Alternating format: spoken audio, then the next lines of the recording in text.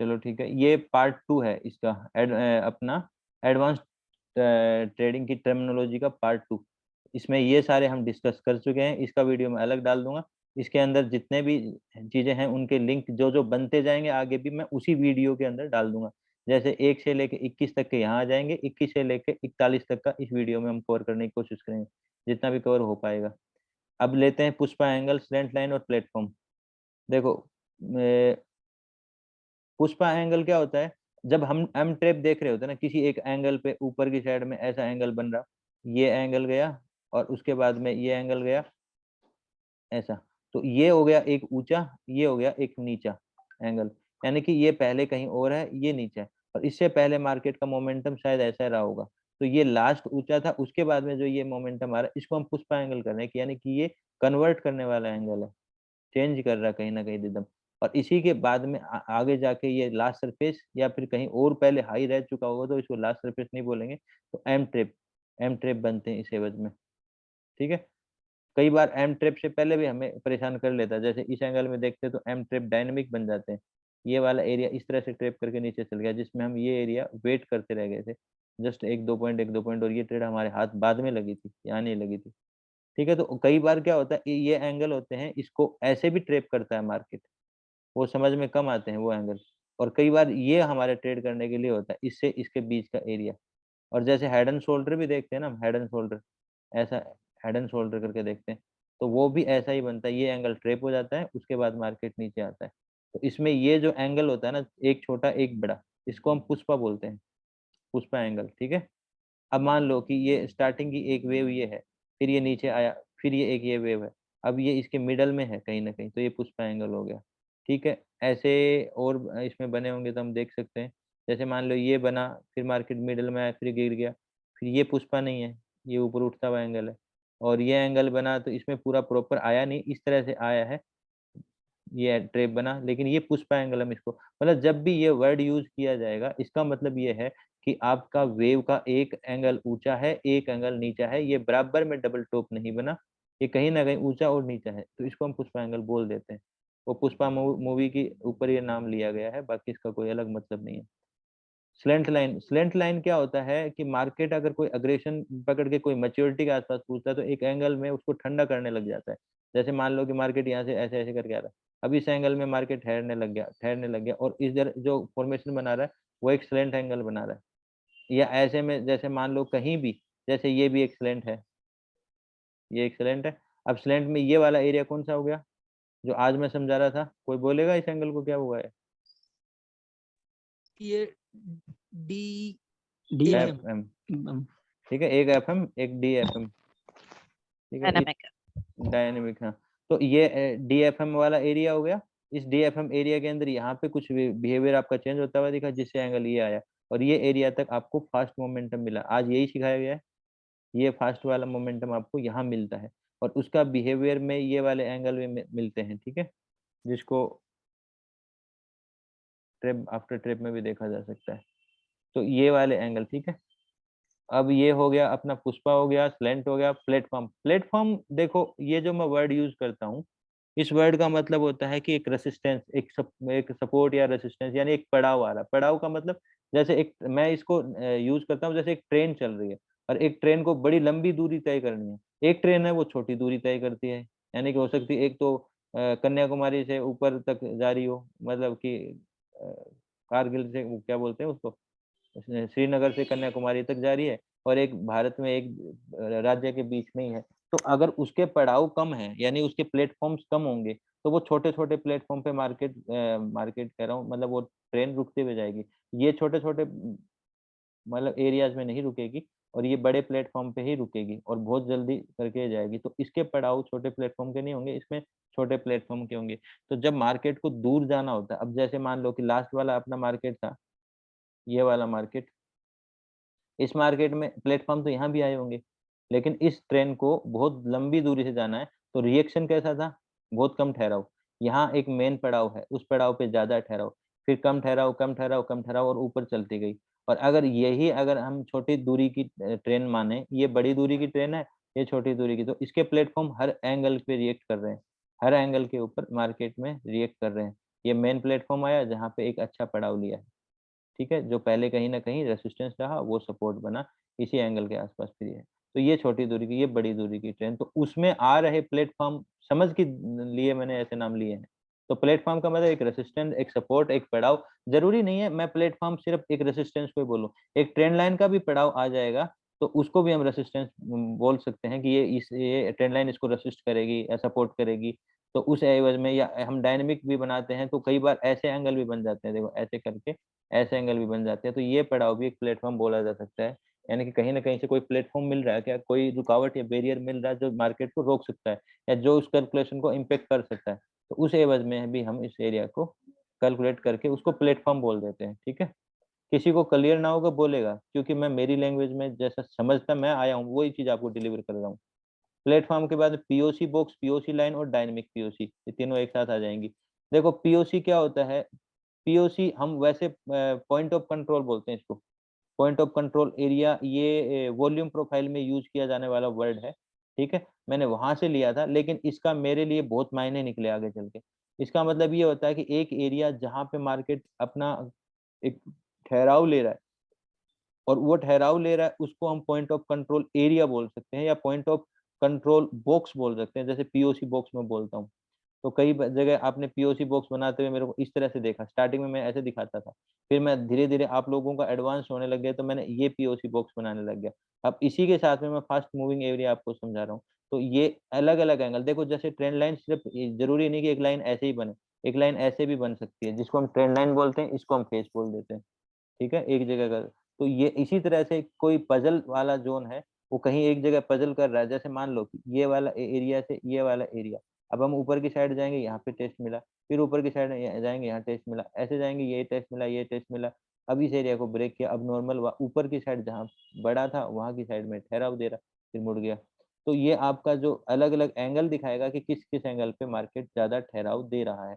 उस एरिया को हम पीओसी बना सकते हैं, डायनामिक पीओसी। ठीक है? जो यहाँ पे बनाए भी हुए हैं आपके। तो ये हो गया POC box. POC line, POC line क्या होती है? एक लाइन लोगे आप, कोई भी नॉर्मली लाइन, जैसे मान लो कि मैं आपको कहूँ कि इस एरिया के आस-पास मुझे एक पीओसी लाइन चाहिए।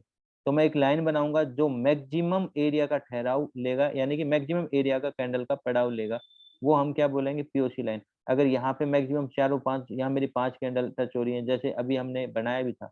मैं आपको दिखाता हूँ, ये कैंडल पे, ये कैंडल पे नहीं, ये वाली जो लाइन है, ये वाली लाइन पीओसी लाइन है। अब ये पीओसी लाइन मुझे क्यों चाहिए थी? क्योंकि मुझे ये लग रहा था कि ये मार्केट ये मोमेंटम रीच नहीं करेगा। इससे पहले ही कहीं पंगा करेगा, और वो पंगे के लिए मुझे वो लाइन चाहिए जो मैक्सिमम टच ले रही है। तो ये 2 कैंडल का टच हो गया, ये 3 कैंडल प्लस इन 2 कैंडल, इन तीनों ही कैंडल का टच आ गया।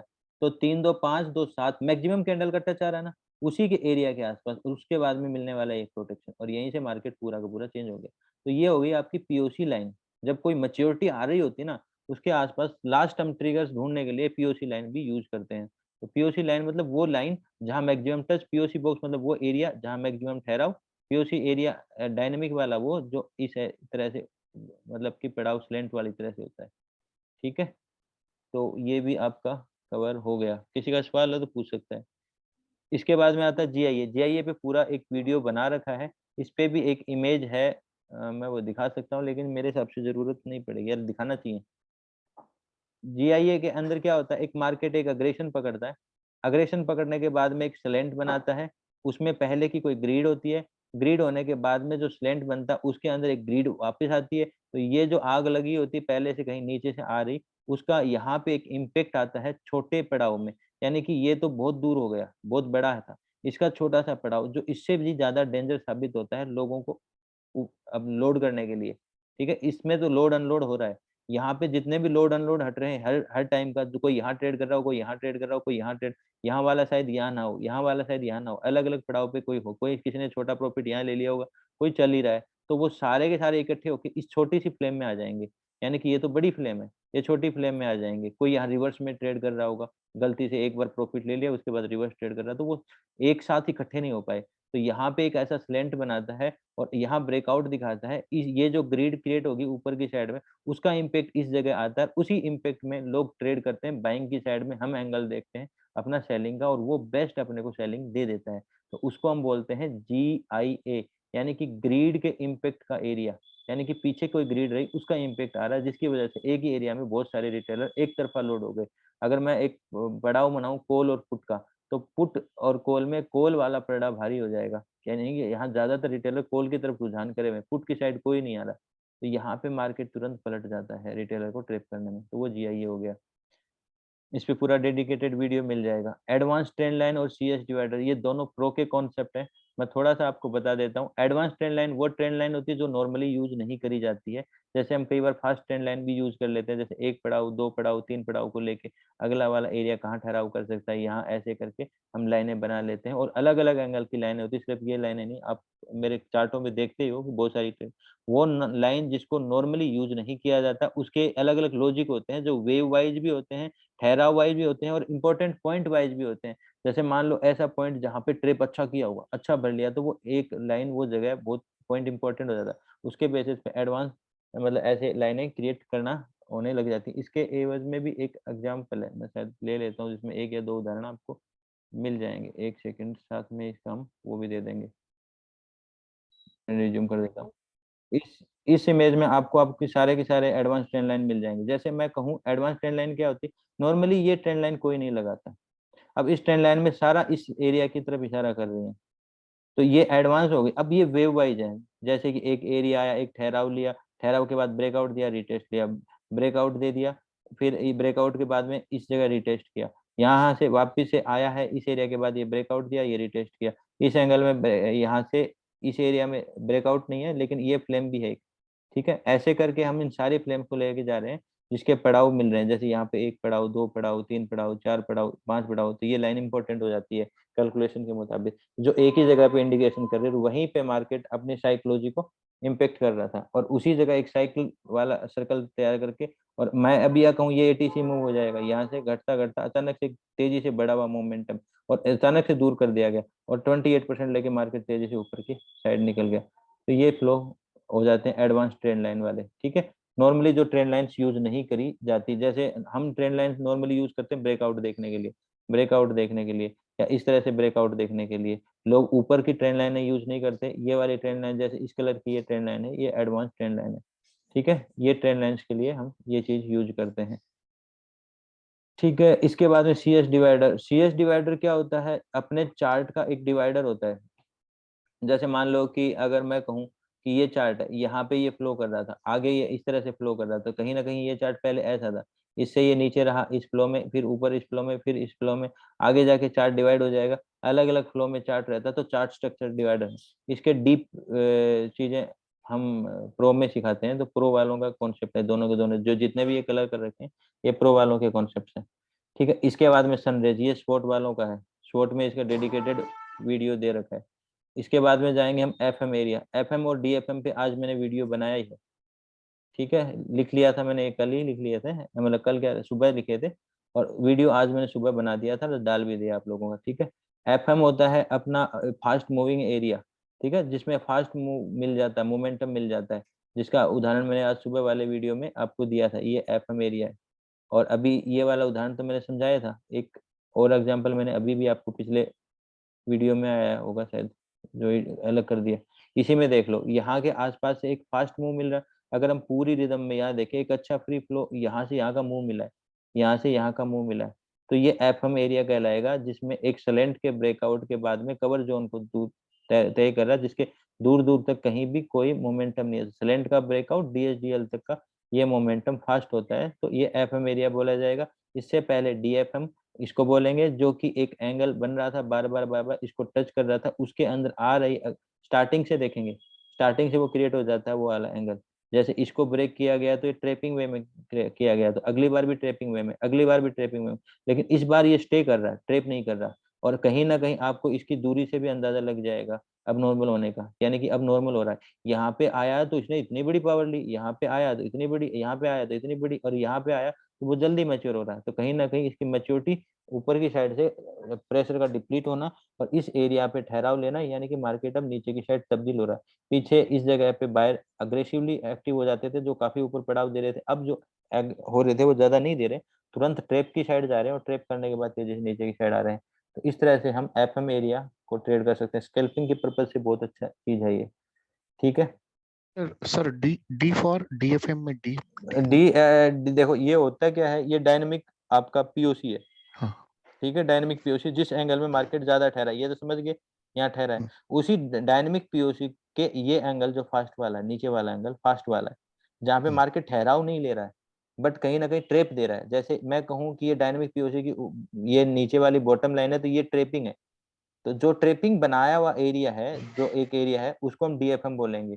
तो कहीं ना कहीं इसके यहाँ के पड़ाव, जो मैच्योरिटी के आसपास के पड़ाव इंडिकेशन देते हैं नीचे के लिए कि वो सफल होगा या असफल होगा। तो आगे चल के हम इसकी और डेप्थ स्टडियां करेंगे, तो यहाँ के आसपास की स्टडियां और यहाँ की दूरियां चीजें इसमें बहुत सहायता करने वाली हैं। ठीक है, आगे और भी बढ़ाएंगे इसमें भी। तो ये डीएफएम हो गया, ये एफएम हो गया। ठीक है, ये हो गया डीएफएम एफएम।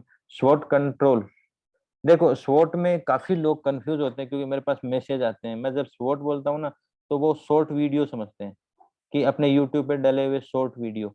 एक्चुअल में ये बहुत इंपॉर्टेंट चीज है। मैंने कभी कोर्स नहीं देना चाहा था, सिर्फ ये देना चाहा। ये एक लर्निंग ऐसी है, स्वॉट का मतलब क्या हो गया कि आपकी स्ट्रेंथ, आपकी कमजोरी, आपके अंदर अपॉर्चुनिटी, थ्रेट्स, आपके भय, ये सारी चीजें हम अपने आप को ऊपर उठाने के लिए कंट्रोल रेगुलरली बेसिस पे करना चाहिए। कि मेरी आज अगर मैंने 10 ट्रेड करी, तो 10 ट्रेड में मेरी बेटर ट्रेड, मेरी कमजोरी और मेरी अंदर क्या अपॉर्चुनिटी हो सकती थी, ये हमेशा हमें सोचना चाहिए ट्रेड होने के बाद में।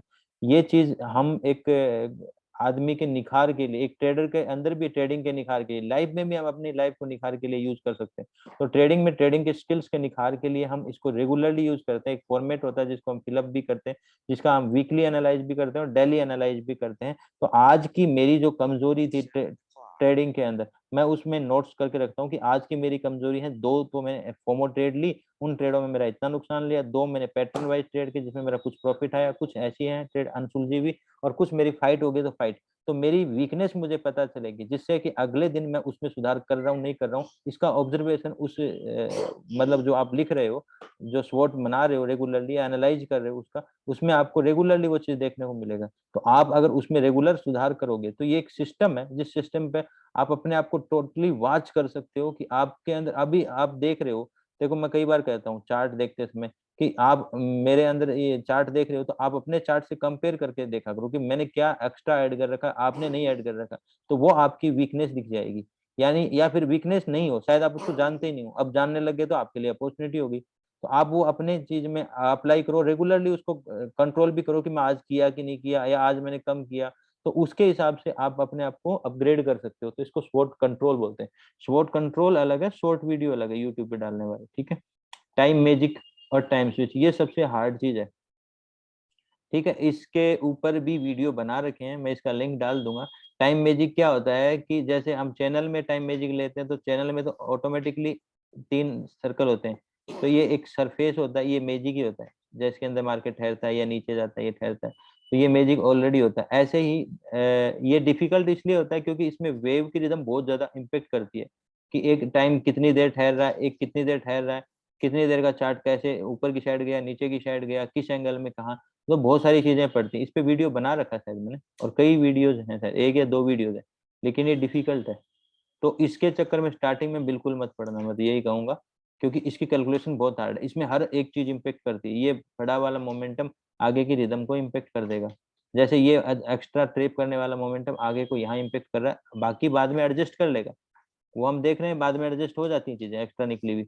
लेकिन वो एडजस्ट नहीं होती टाइम मैजिक में, उसमें वो चीजें बिगाड़ देती हैं। तो थोड़ा सा उसमें हमें ध्यान रखना पड़ता है। ठीक है। तो टाइम स्विच क्या होता है कि एक कैंडल से दूसरी कैंडल पे मार्केट स्विच होता है। जैसे ये मिनट की कैंडल से ये मिनट की कैंडल पे स्विच हो रहा है, तो वो जो स्विच करने का टाइम होता है, जैसे यहाँ 22-23 सेकंड चल रही है, जब ये कंप्लीट होगी तो 1 मिनट का टाइम स्विच होगा। ये 19:02 है, अगर अभी मार्केट चल रहा होता तो 19:15 के ऊपर 15 मिनट का टाइम स्विच हो रहा होता है, और 1 घंटे का भी 15 मिनट के होता है। ठीक है, जैसे आप अगर 15 मिनट का चार्ट देख रहे हो, तो 15 मिनट के चार्ट पे अगर मैं टाइम स्विच की बात करूं, तो ये कैंडल ने ब्रेकआउट किया, इस कैंडल पे यहाँ पे मार्केट ने स्विच हुआ, और स्विच होते मार्केट पलट गया। तो ये टाइम स्विच हमें क्या इंडिकेट कर रहा है कि मार्केट को भरा गया और भरते समय लोगों को सिर्फ क्लोजिंग का वेट था ब्रेकआउट के ऊपर, और क्लोजिंग जैसे हुई लोगों ने जंप मारा बाइंग की साइड और यहाँ से मार्केट पलटा सेलिंग की साइड। तो लोग कहते हैं कि जैसे ही मैंने जंप मारा मार्केट पलट गया। तो टाइम स्विच आपको इंडिकेट कर रहा है मैच्योरिटी ऑफ कैंडल, कैंडल की मैच्योरिटी हुई, लोगों ने वहां कंफर्मेशन समझा और वहां जंप मारा, तो टाइम स्विच ने मार्केट को पलट दिया। ठीक है, तो ये टाइम स्विच होता है। किसी भी कैंडल 1 घंटे की टाइम स्विच भी देखते हैं हम, 15 मिनट का भी टाइम स्विच देखते हैं, और कई बार 1 मिनट का भी टाइम स्विच देखते हैं, कई बार ठहराव करता है।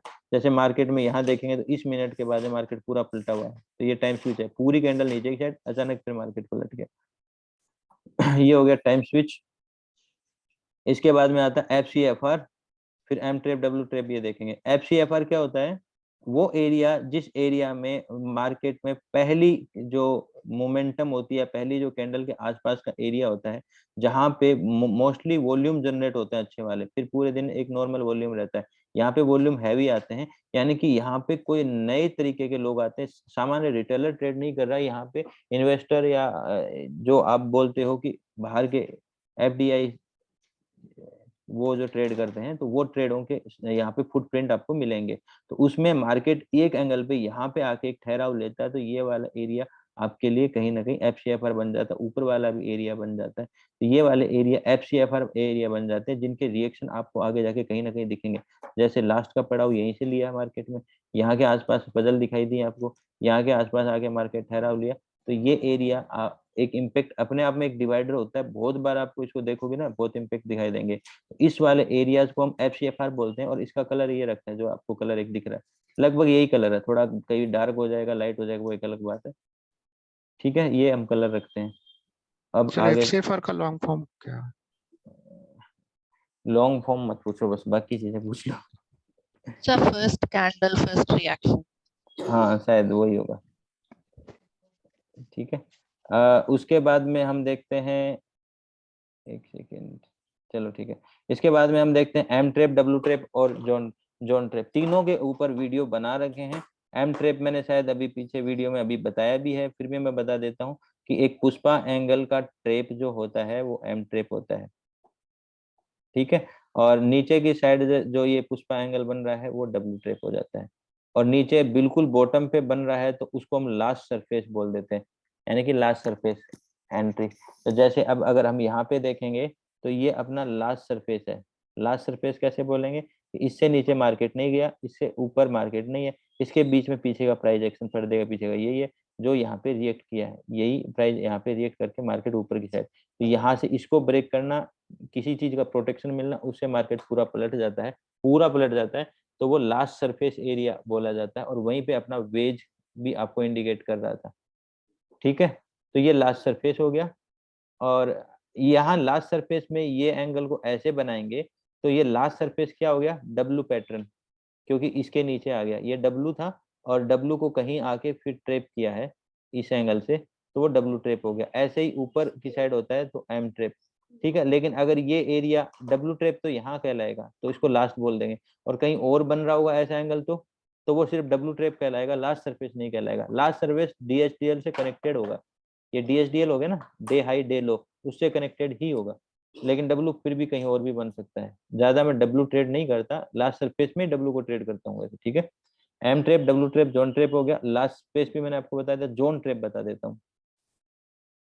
देखो मार्केट जब भी चलता है, कहीं से भी हम मार्केट को पकड़ लेते हैं, कहीं से भी पकड़ लो, आज के दिन है तो अगर मान लो एक जोन बना रहा है, जैसे ये जोन बनाया, ये जोन बनाया, इस जोन में यहाँ पे ट्रेपिंग करी है, सेलर में था, ये एंगल दिखाया, यहाँ से भी ट्रेप किया, और ये एक छोटा सा जोन है, उस जोन को भी ट्रेप किया, और ट्रेप में मार्केट ऊपर पलट गया। यहाँ से भी एक जोन बनाया, और देखना इस एंगल पे मार्केट आके इस जोन को छोटा सा ट्रेप लिया है। सिर्फ मार्केट का व्यू अपना बाइंग साइड है, क्योंकि ये अपना फर्स्ट ब्रेकआउट एरिया है, ऊपर की साइड है, और इसमें एक छोटी सी QRT बनाई, तो ये हो गया QRT। ये देखो हैमर, हैमर के बाद नीचे का तेजी से अग्रेशन आई हुई कैंडल, और अग्रेशन आई हुई कैंडल से जस्ट इस एरिया पे प्रोटेक्शन लिया। इसको आप अगर कहीं ना कहीं डायनेमिक POC से मैच करोगे तो ये एंगल यहाँ पे आपको मैच हो जाएंगे। ठीक है, इसमें अगर थोड़ा सा कनेक्टिविटी के साथ ले आओगे, जो अपना POC लाइन बोल सकते हैं नीचे की, और नीचे का तो आपको फास्ट एरिया पे मिल जाएगा, जहाँ पे फिर से एक छोटी सी आपको क्या मिलेगी? कैंडल हैमर वाली, और पूरा मार्केट ऊपर की साइड उठता हुआ दिखाई दे जाएगा। तो ये कनेक्टिविटी 2-3 तरह की चीजें आपके दिमाग में बैठी रहेंगी ना, कि आप अगर नहीं भूलोगे क्यूआरटी की होती है, तो यहाँ क्यूआरटी की फॉर्म एक पावर देगी ऊपर की साइड, और यहाँ से जोन ब्रेकआउट हुआ वो ठंडा हो जाएगा। बट ये जोन ब्रेकआउट मेन था, यहाँ पे एक अलग साइकोलॉजी है जिसकी वजह से ये सकते। तो आपको जोन का ब्रेकआउट भी दिख गया, और ये जोन ब्रेकआउट बहुत अहम होता है, ये ध्यान रखो, मतलब कि बहुत इंपॉर्टेंट होता है। यहाँ के आसपास बायर एक्टिव सेलर एक्टिवेट होते हैं। जैसे मान लो कि मार्केट ने ये एक जोन बनाया, और ये जोन का ट्रेप बना, और ट्रेप ने खींच दिया, फिर एक जोन बनाया है, फिर यहाँ नीचे की साइड ट्रेप करा, फिर ठहराव लिया, फिर एक जोन बनाया जिसका ट्रेप लेके मार्केट ऊपर की साइड आया, फिर ये जोन बनाया है, इस जोन को यहाँ ट्रेप किया। अलग अलग जोन जैसे ट्रेप होते हैं, और अलग अलग एंगल से आप इसको ट्रेप कर सकते हो। ठीक है, जोन जरूरी नहीं जोन हम हमेशा ऐसे ही बनाए, जोन भी ऐसे डायनेमिक बना सकते हैं। अगर मार्केट देखो, अब ये हम ऐसे भी जोन कह सकते थे इसको, और ये इसका ट्रैप बोल सकते थे, और ये इसका प्रोटेक्शन बोल सकते थे, और इधर से इसका ट्रैप बोल सकते थे। जोन को अगर सिंपली भाषा में बोलूं तो एक रेजिडेंस होता है, एक मकान हो गया, मतलब एक ठहराव हो गया। वो ठहराव कैसे भी हो सकता है, ऐसे करके मार्केट ठहराव कर ले, और या फिर थोड़ा सा कोरिलेशन में बढ़ते बढ़ते बढ़ते बढ़ते यहाँ से ऐसे ठहराव कर रहा हो, तो इस एंगल में, और उसके बाद अचानक से ब्रेकआउट दे, वो कैसा भी हो आपको समझ में आ जाएगा। तो वो उसका ट्रेप, ट्रेप अग्रेशन में भी होता है। जैसे मान लो यहाँ पे एक ठहराव था, इस ठहराव ठहराव का अग्रेशन में ट्रैप किया, और ट्रैप करते ही मार्केट नीचे निकल गया। फिर ये अगर पूरा पूरा देखें इस एरिया के हिसाब से, इस एरिया के हिसाब से यहाँ ठहराव है, और इस एरिया का यहाँ ट्रैप किया, फिर तेजी से नीचे निकल गया। ठीक है, मेरे हिसाब से समझ में आ गया होगा। जोन ट्रैप हो गया, last page TA BOS BOS cheat point. BOS और बीओएस चीट पॉइंट चेजिंग में होता है। चेजिंग मार्केट एक ही डायरेक्शन में मूव करता रहता है, करता रहता है, करता रहता है। तो एक एंगल पे मार्केट अगर पूछ रहा है और मार्केट चेजिंग का है, तो वो उसको पलटने के लिए हम कभी भी डायरेक्टली ट्रेड नहीं कर सकते। तो हमें कई ब्रेकआउट स्ट्रक्चर देखने पड़ते हैं। एक तो नॉर्मली सीधा फास्ट चल रहा वो हो गया, एक पिछले वाले पड़ाव से लेंगे ऐसे करके, एक या दो तीन ऐसे पड़ाव देखें, फिर ये वाला ब्रेकआउट देखें, उसके बाद में हम इसको ये मानेंगे कि मार्केट पलटा, नहीं तो हम चेजिंग मार्केट को पलटता हुआ नहीं मानेंगे, उसको हम बीओएस बोलेंगे। और कई बार बीओएस एक टाइम वाइज ठहराव लेता है, प्राइस वाइज नहीं लेता है। तो इसमें ऐसा होता है कि जैसे मार्केट एक शार्प है, और एक टाइम वाइज थोड़ा सा रुक रहा है, बट वो नीचे नहीं आना चाह रहा, तो उसमें अगर नीचे का जो भी एंगल दिखाता है वो चीट करके ऊपर निकल जाता है, फिर नीचे का एंगल दिखाता है वो चीट करके ऊपर निकल जाता है। तो वो बीओ स्ट्रक्चर यहाँ एक टाइम वाइज रिट्रेसमेंट में प्राइस वाइज होगा, तो हम उसको चेंज मानेंगे। टाइम वाइज है, और टाइम वाइज में कई बार प्राइस वाइज का तड़का मिल जाता है। जैसे यहाँ पे मार्केट यहाँ थोड़ा सा ठहरा एक लेवल पे, और एक टाइम वाइज में प्राइस वाइज का छोटा सा तड़का मिला, उसके बाद में मार्केट और अग्रेशन में तेजी से निकल गई। यहाँ पे seller activity, seller retailer seller grid में आते हैं, और उनके पावर से मार्केट ऊपर निकल जाता है, तो वो बीओएस चीट पॉइंट कहलाते हैं। ठीक है, उनके पड़ाव भी देखे जाते हैं। तो बीओएस चीट पॉइंट हो गया, बीओएस ये इनके वीडियो भी मैं डाल दूंगा इसमें। टीए क्या होता है, एक ट्रेडिंग एरिया। जब हम तैयार करते हैं सबसे पहले एमटीएफ के ऊपर व्यू, मल्टी टाइम फ्रेम पे जाके एक व्यू तैयार किया। जैसे मान लो कि मैं एक ट्रेड का व्यू आपको दे दूं, मार्केट जब यहाँ पहुंचा इस लेवल पे, तो मेरा इरादा सेलिंग का है, मुझे सेल करना है इस एरिया पे। ये दिन कौन सा है, ये एरिया हो गया हमारा 6 अक्टूबर का। अब 6 अक्टूबर पे मैं यहाँ आगे देखूं, ये 1 मिनट, ये तो एक दिन का ही है। यहाँ पे देखूं 5 मिनट पे क्या हो रहा है, 6 अक्टूबर, ये 6 अक्टूबर है, 6 अक्टूबर का सबसे ऊपर वाला एरिया। तो यहाँ पे मैं क्या देख रहा हूँ, 6 अक्टूबर को इस एरिया में ये रेंज क्या दिख रही है, 35,600 के आसपास, नहीं 35 बोल रहा हूँ, 39,600 के आसपास, 39,600 के आसपास की एरिया है ना, 39,600। ठीक है, यहाँ के आसपास आपको क्या दिखा, ट्रेड लेनी है, आपका व्यू एमटीएफ ये बोल रहा है कि मार्केट नीचे जा सकता है। और नीचे क्यों जा सकता है, क्योंकि मैंने आपको यहाँ पे एक ट्रेप दिखाया, एक पड़ाव दिखाया, एक पीओसी लाइन दिखाई। तो इस टाइम फ्रेम ने आपको इंडिकेट किया नीचे के लिए। अब आप इस टाइम फ्रेम पे आए, छोटी वाली टाइम फ्रेम पे, 5 मिनट की टाइम फ्रेम है, ये हाई बना हुआ डीएचडीएल। ठीक है, ये है ना, ये हाई बना हुआ है, और इसके बाद में जस्ट ब्रेकआउट किया, ये पहला ही जोन है, 5 मिनट का पहला जोन। और 5 मिनट का पहला जोन मैं क्या बोलूंगा, रिटेलर ब्रेकआउट एरिया। तो मैंने रिटेलर ब्रेकआउट एरिया का ये कलर करता हूँ, तो इसमें मतलब रिटेलर घुसेंगे बाइंग की साइड में, तो रिटेलर बाइंग की साइड में घुसेंगे। अब मैं देखो इनको पड़ाव, जो पड़ाव प्लेटफॉर्म जो भी बोलता हूँ, निकालने के तरीके क्या हो गए। अब मैं यहाँ पे एक चैनल बना रहा हूँ, ये एंगल लिया, ये एंगल लिया, ये दोनों पकड़ लिए, और ये एरिया को टच करते हुए ऊपर की साइड में ये पॉइंट टच करते हुए, देखो मेरे को यहाँ पे एक मैच्योरिटी दिखा रहे हैं। और मैच्योरिटी ही नहीं दिखा रहे, यहाँ पे वो बिल्कुल टच भी कर गया। कौन से एरिया को टच कर गया, जिस एरिया को मैं टच करवाना चाहता हूँ, लास्ट एरिया। और उसी के आसपास जैसे ही टाइम स्विच पकड़ोगे, तो आप पूरा ये एंगल पकड़ सकते हो पूरे दिन का। कितने मोमेंटम हो गए, बहुत बड़ा मोमेंटम है। ठीक है। अब इसी एरिया में आप अगर इसको वैसे देखने लग जाओ कि फास्ट एरिया कहाँ होगा, ये ठहराव कर रहा है, ठहराव कर रहा है, ये एरिया कौन सा हो जाएगा आपका, ऐसे करके जाओगे ले जाओगे तो फास्ट वाला एरिया आ जाएगा। और ये नीचे वाला जो यहाँ से लेके यहाँ पे एक ठहराव, यहाँ से लेके यहाँ वाला एरिया आपका फास्ट वाला हो जाएगा। और जो कि फास्ट वाले में यहाँ पे एक ठहराव मिलेगा, इसमें एग्रेशन दिया, इस एग्रेशन में ब्रेकआउट के बाद में यहाँ पे एक ठहराव मिला, इस ठहराव के बाद में ये वाला फास्ट एरिया हो गया, जो लगभग यहाँ तक ही मान के चलो, इस DSDL तक। ठीक है, बाद में क्लोज हो गया। तो ये चीजें यहाँ से आपको एक बढ़िया एंट्री मिल गई। तो इस एरिया में अब हम 5 मिनट पे हैं, अब 1 मिनट पे जाएंगे हम, ये 15 मिनट है।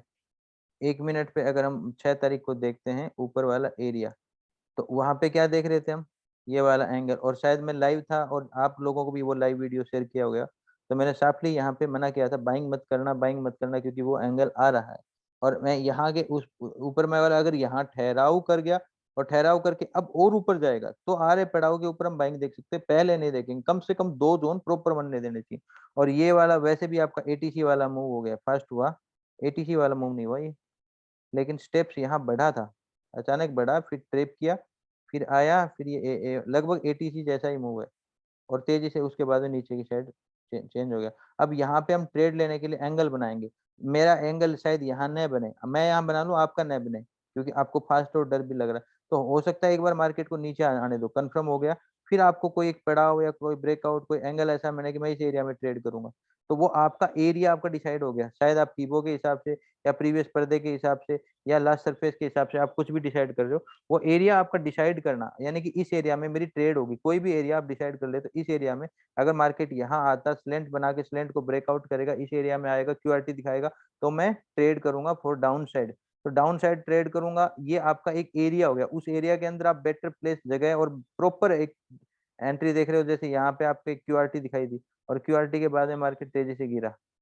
ठीक है, तो ऐसे करके आप उस एरिया के अंदर ट्रेड लोगे, तो वो एरिया आपका ट्रेडिंग एरिया कहलाता है, तो उसको हम टीए बोलते हैं। ठीक है, बीओएस चीट फंड हो गया, लास्ट स्पेस हो गया, पीडीएच पीडीएल पीडीसी, ये होता है प्रीवियस डे का हाई वाला लेवल, ये प्रीवियस डे के क्लोजिंग का लेवल, ये प्रीवियस डे का लो का लेवल। ठीक है, उन तीनों का एक इंपॉर्टेंस होता है।